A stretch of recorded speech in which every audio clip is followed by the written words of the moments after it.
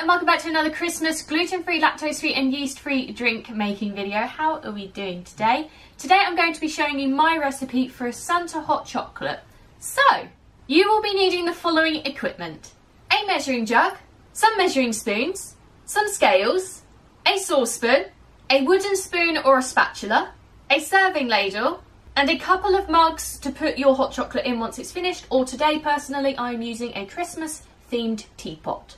You will also be needing the following ingredients: 200 grams of dairy-free white chocolate broken into small pieces, 340 millilitres of milk, I like to use lacto-free skinny milk, a quarter teaspoon of vanilla extract, and some red food colouring. So, let's go!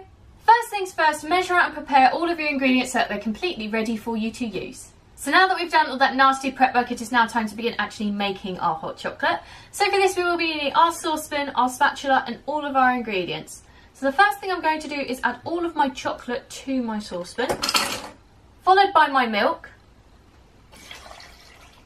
because if you did it the other way around the chocolate would spit up everywhere. And now time to add my vanilla extract.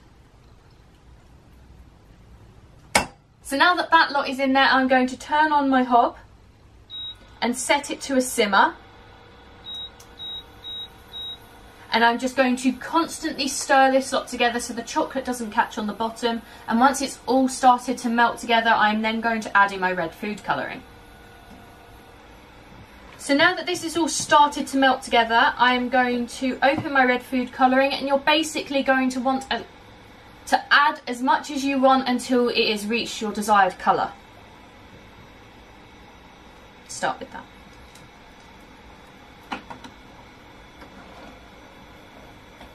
Oh, that's gone lovely. And you also want to be careful not to let the whole thing become up to a boil and burn, because that's not going to be any good. So I have to admit mine's gone a bit pink, but I don't think that's a big issue. So I'm going to turn off my hob. So now that this lot is done, I'm now going to need my serving ladle and my teapot. But of course for you guys, you just need your mugs or Christmassy mugs. So now that this lot is all done, I'm simply just going to ladle this mixture into my teapot. Possibly bring you a bit closer. So personally, I think that this easily serves 2 people, but I'm actually going to leave this out for Santa on Christmas Eve so he can have as much or as little as he likes. And I'm really, really happy with the way it's come out. If you're having it on your own, you can top it with whipped cream or anything like that. So feel free to go and let your imagination run wild.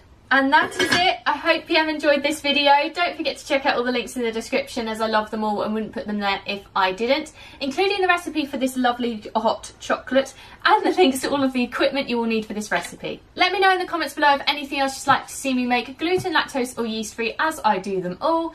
And finally, don't forget to like, leave a nice comment and subscribe if you want to see more, and I will see you next time. Bye!